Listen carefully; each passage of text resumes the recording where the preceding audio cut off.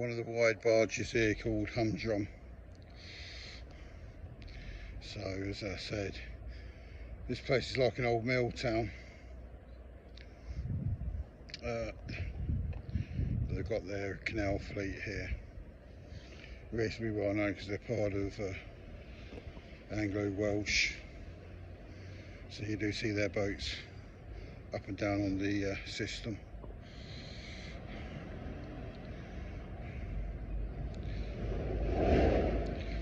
But as I say, quick look here, and then I'm going to be heading towards Bingley. Have a quick look at the Five right before I head home. As I say, fairly quiet after all the water shortages this year. Quite nice though.